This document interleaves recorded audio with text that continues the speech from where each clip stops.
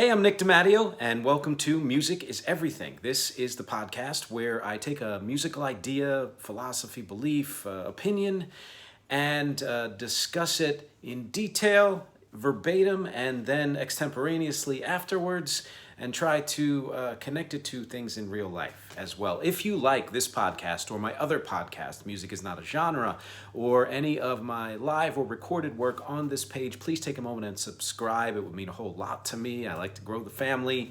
More so, if you see something that you think someone else would like, please take a moment to copy and paste that link and share it with them. Sharing is caring, I've heard. And you'll be happy to hear that my setup has been semi-restored. It's still in flux, but at least I have an actual monitor now that I'll be reading this from verbatim. That, by the way, is my cat, Jules. So feel free to say hello to Jules at any point in this conversation. And now let's get to it. This week's topic is In Service of the Song. Why chops are often anti-music. We like to keep stuff in our homes. Stuff we need and stuff we love. Some of it we're even proud of and want to show off. Works of art, family heirlooms, favorite pieces of furniture, photos with fond memories.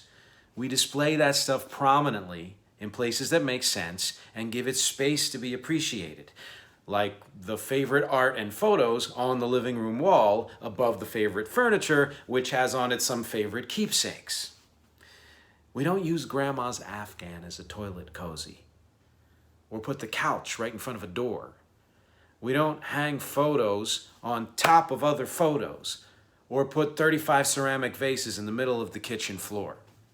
There's a place for everything, one that supports the value of that thing and allows it to shine.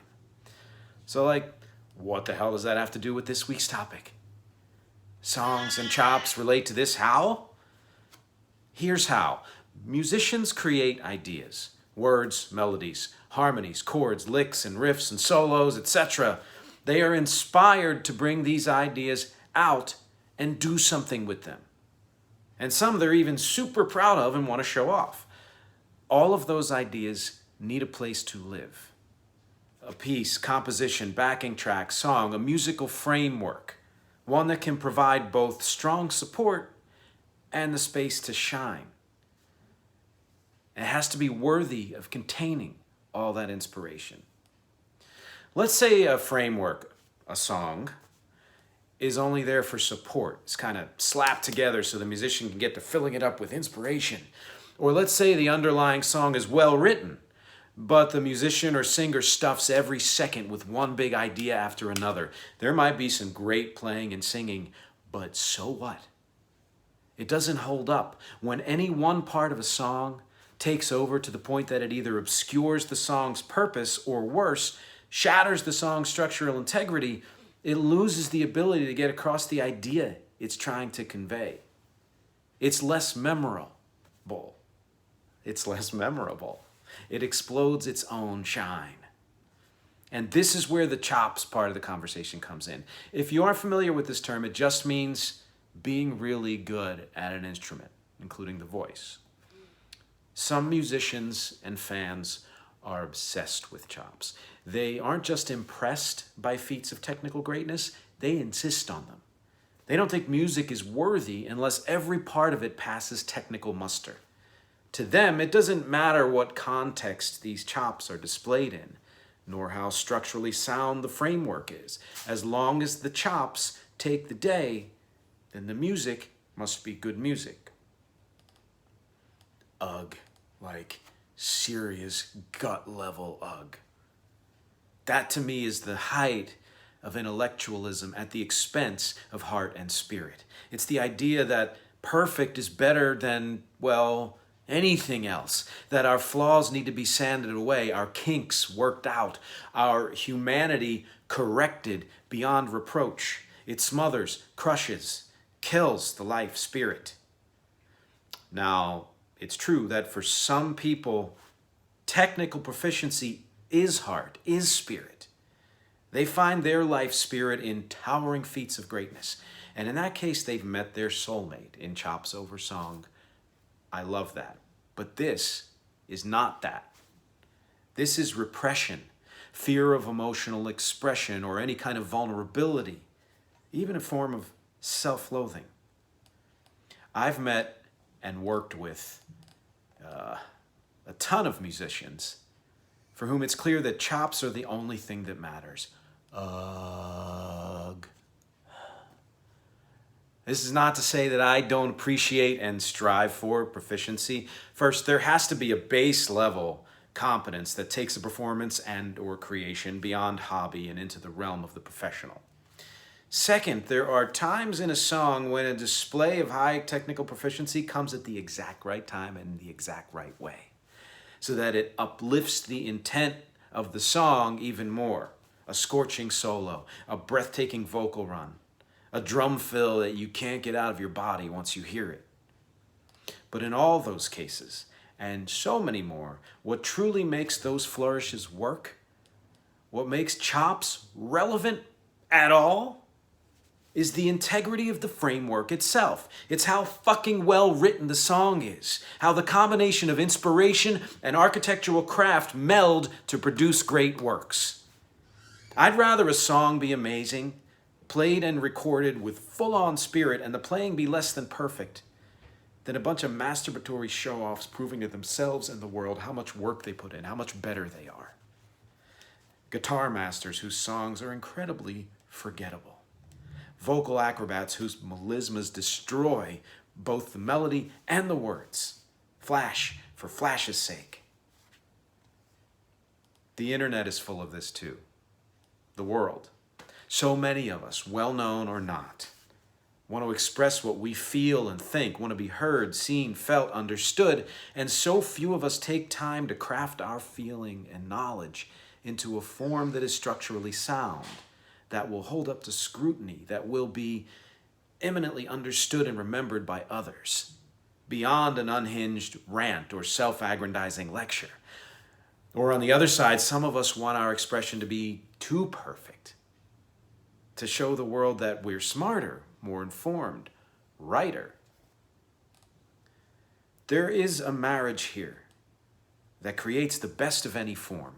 There is a balance between mind and heart, chops and songs, controlling the output and just letting go. And that balance is found by remembering that the whole point of expression is to connect. We need to reinforce this over and over, as desperate and crucial a state as the frameworks of this world are in right now. It's how we get each other to hear the words and meaning and understand why they matter. How we use our feeling and our brains to connect. And the more we connect, the more we fix the frameworks that need fixing.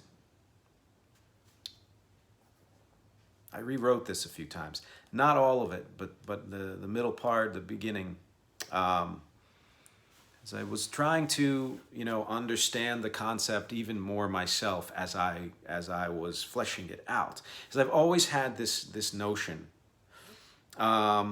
And, you could say that, and some people could say that it might be the kind of defensive response against a certain level of technical proficiency and something like that. And, maybe part of it is, I don't know. But I know that I believe it and I can back it up. And so, I'm going to state it even more clearly, hopefully, than I did there.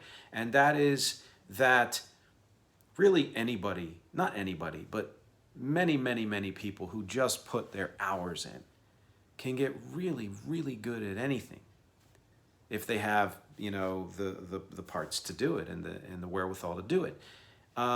So what? That's the so what. I don't know how better to say it. That's great, and it has a purpose. It has its place. It serves a purpose. But that, to me, that's not what music is about. It's not really what any part of life is about. If you spend too much time getting perfect at something and lose the connection of why you're doing it in the first place, you might wow somebody right off the bat, or you might connect with those people who only really care about that perfection, but you're going to lose a lot more connection than you're going to gain, because you're focusing just way too much on perfection, and I think perfection is the kind of the antithesis of connection in a lot of ways. Uh, this whole podcast and everything I do really is about this kind of balance. It's about wanting to be good at something, wanting to be good and better as you go, and not just that, but more than just a hobbyist, and yet never losing sight of where the feeling and the inspiration come from, and what you're putting it in, how you're presenting it, how you are crafting it into a framework that other people can understand, that makes sense, and that really shows off the emotional part of it, the feeling, the inspiration part of it, even better than when something is too top heavy, when you have and hey, if you're a fan, wonderful, but when you have like a Joe Satriani solo that sits on top of a song that could be honestly anything, could be anything. It's, if you took away the solo and just listened to the music, you'd be like, this is music, like, this is something good. Who did this? It's proficiently played, but what is it? And yeah, there are probably some Satriani songs that also have this kind of craft in the song itself that then takes his solos, the things he does best, and enhances them to the point of a much greater meaning. It's like saying, free spirit I love, and I'm gonna go around and love the world, but you're not actually taking any action and doing anything in the context of some framework. It's great that you've got all that, but there's got to be somewhere for it to go. And I've found that there are a lot of vocalists who are just incredibly technically proficient, who may not be as connected to kind of their emotional life, or really their freedom to be quirky and flawed and weird and different.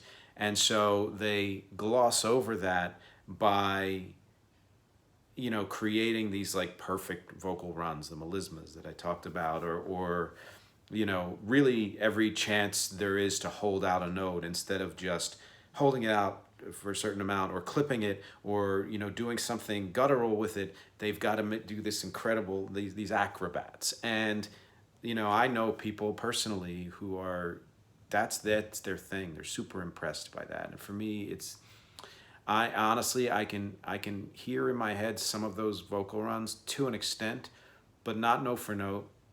So they're not super memorable. And I honestly don't remember the songs that any of them are in, because for me, it always starts with the song. It's the whole point of this, is it always starts with the song. The song comes first for me. The song will come first and last for me. And what happens in between, it's up to each individual to do it the way they know how, the best way they know how, which may not be anywhere near the most technically proficient.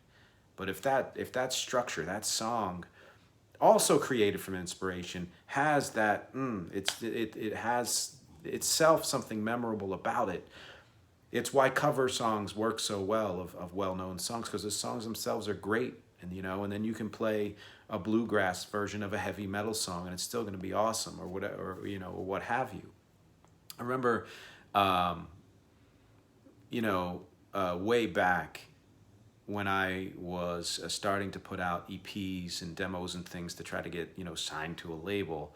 And I went to a music conference, and a guy was up there talking, and he almost quoted verbatim something that I put in my bio that had to do with my musical experience and background and training and all that stuff. Something I wouldn't bother to really put in anything now, but it was, I was young and I was trying to say, hey, I know how to do this, right? And his comment was, show me in the music. And, I think on the one hand he was right in that you shouldn't need to say that, it should just come out in the music. But on the other hand, I think, what got me was the thought that, what else he might have meant was that the music itself needed to have some kind of glossy, you know, obvious intelligence to it in order for, you know, it to be appreciated. And I, you know, that's something that if that's what he meant, you know, I completely disagree with. There's nothing less intelligent to me about, let's say, a Ramones song than there is about, you know, a Bach piece. You know, they're just two totally different animals with different purposes. You know, and so, you know, that's really what the, you know, what this all came from, was that idea that, you know, also too, it's the idea that don't let you thinking that you need to be better at something than you are right now stop you from just doing it. Just get out there, whatever it is, and do it. Create an idea that you think will work. Think through it, you know, really understand what it is you're trying to get across, but then go and do it. You know, you don't have to have the greatest speaking voice to give a speech, or the greatest, you know, spelling and grammar to write something well, but you do have to know what you're writing and what your purpose is and what you're trying to get across to the specific audience that you're reaching out to. So that's that base level of proficiency. But perfection first of all doesn't exist, and it kills pretty much everything that lives. So you know, and on the other hand, the people who feel like they are amazing at something or smarter than others and want to show that off in a certain way are really just, you know, shouting with bullhorns, either, you know, through videos or audio or, you know, posts online and things like that. And, you know, it might attract the most attention in the moment, but so do a million other things. There are a billion other things that grab our attention that we then just forget. And it's the things that are able to meld that, you know, heart and mind together, you know, with the emphasis on a strong structure and really the inspiration, the heart, that are the most memorable, that will last with us. That's my spiel. So hope you enjoyed it, or I hope you hated it. I hope it sparked something in you. Please, as always, comment below or message me whatever it is you want to say. Create your own video and send me the link to that video. I want to know what you think about all this. I want to know what you feel about all this, what you agree and disagree with. Because as always, for me, it's music and conversation and connection. Thank you for watching and listening and reading and clicking and sharing and subscribing, and I will see you next week.